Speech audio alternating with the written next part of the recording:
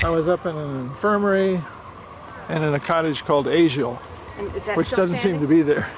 What, up behind the big building? Well, right up as you come on the grounds, and there's a road that goes back up the hill. I spent a total of about 7 months at Trudeau. I can't tell you how much time in each one. I was a bed hopper. Always to my own bed, unfortunately. Well, I came in 37 and ended up at Raybrook in 1940. It was about almost 3 years. Oh, I lived in sanatoriums in Denver, Albuquerque, Phoenix, and finally got a job in one at the City of Hope in Duarte, California, and ended up at Stanford University about 6 years ago. So now I have to come back and see what it's all about. When I arrived in Saranac Lake, they didn't have a bed for me here. So I went to a nursing home at 29 Pine Street, run by an old friend of my family, a lady who had nursed or taken care of my mother when I was born 20 years before. And she put me down in bed and said, "This is a very serious thing you have. And I know you feel well, but it's my policy to keep you in bed as if you were filled with tuberculosis." She said, "I think if you have as much as you can put on the head of a pin, you have to be very careful." And so for 3 weeks, I just stayed in that bed. But every day, from a window behind us, was a cough, cough, cough, cough, cough, cough, cough, cough. And it got on my nerves, and I said, "What in the devil is that man doing?" I said, "Well, he's dying. He's killing himself. He smokes. He's been a writer and a very hardy individual.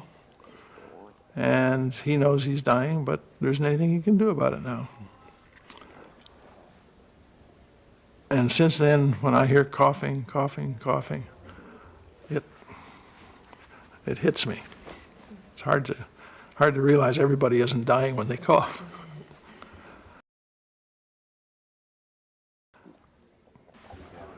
After I'd been at Trudeau for about a week, I was invited to come to this room to be talked to by Dr., I think his name was John Steidel, one of the resident physicians, and I think he was a psychiatrist.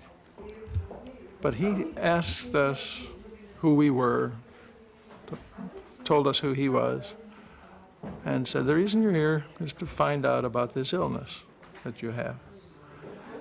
And he gave it to us straight, that gave us all the statistics, which included things like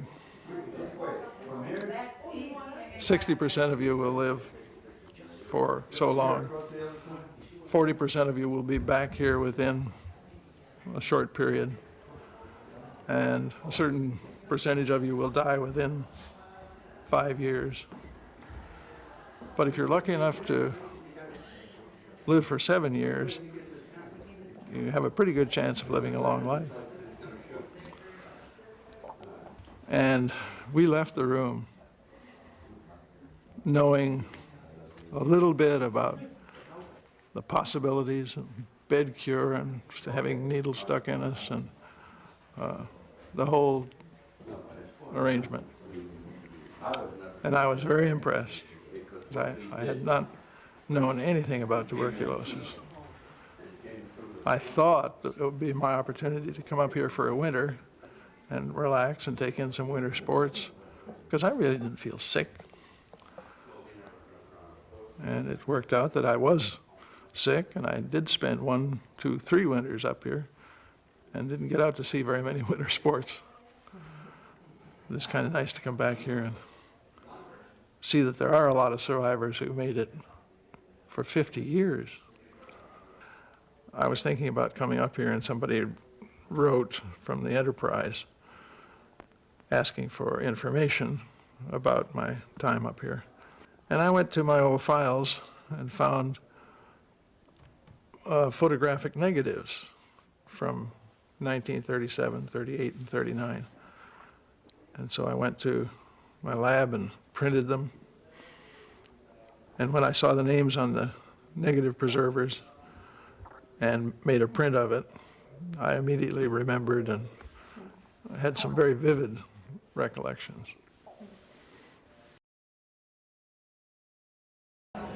Well, at Raybrook, someone would bring you a tray.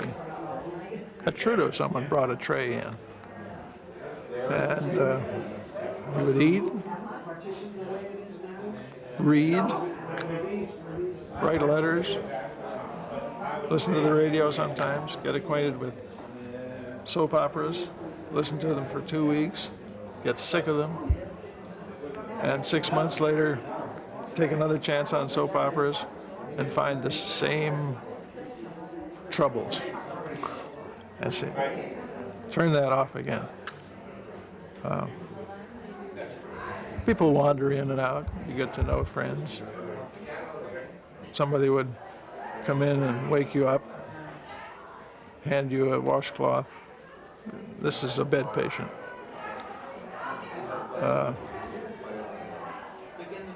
Ask you if you checked, had you had a bowel movement, take your temperature, take your pulse, and ask you how you were. I took that as a matter of course. I always answered, fine, fine, fine. And I can recall one time complaining to a doctor that nobody had done anything about some condition or other that I'd had for a long time. I said, did you tell the nurse? What nurse? Nobody ever asked. And he said, my God, Ray, they come in here every morning. Twice a day they ask you how you are. Oh, that. I don't feel like complaining to them. I like them to be happy. Why should I tell them my aches and pains? You're the doctor. I want to tell you. He said, doctor wants to know. And he looks at your chart before he comes to see you. The education of a patient. I was in bed so much of the time that I really don't remember much about the cottages. I can remember buildings like this one, but never learned their names.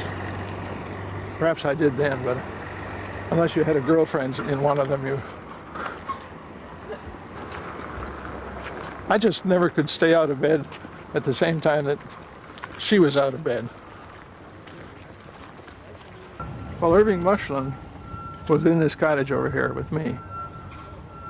And he told me yesterday, I reminded him of this episode when I had gone to see him in General Hospital after he was so ill. And I thought I was saying goodbye to him.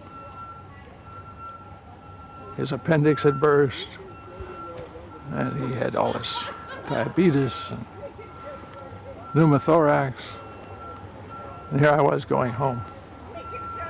And when I saw his name on the anniversary list, I knew I had to come and see another survivor.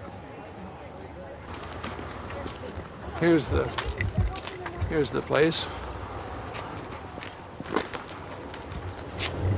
This used to be a porch with 2 beds on this end, 2 beds on the other end.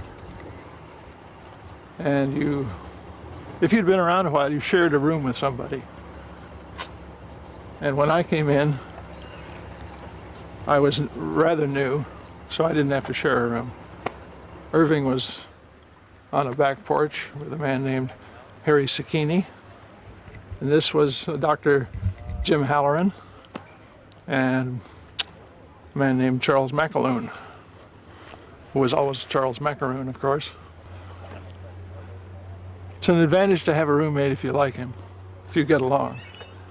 And it's very bad if you have someone who doesn't have your likes and dislikes. But it's an education too, living with other people. Certainly it was for me. I don't think I had ever met anybody out who was a resident of New York City, for instance. And I found myself surrounded by New Yorkers, Philadelphians, people from Europe. How old were you when you came here? 21. I'm 29 now. I don't think I've aged too much in the process. We didn't have a lock on our door. That road. We didn't have bars on the windows. And the feeling of looking out from bars, I'm sure, is not as pleasant as what we had looking out through a screen. But we were accused many times of being up here for fun, because most of the patients went out walking, playing golf on the little golf course, eating in a nice dining room with plenty of food, making lots of friends. That was put in later. Oh, okay then. But she was very emotional that came back too. It wasn't all fun, was it? And it was off that back. No, illness is never fun, No, it must be gone now. particularly with your friends occasionally getting worse and dying, or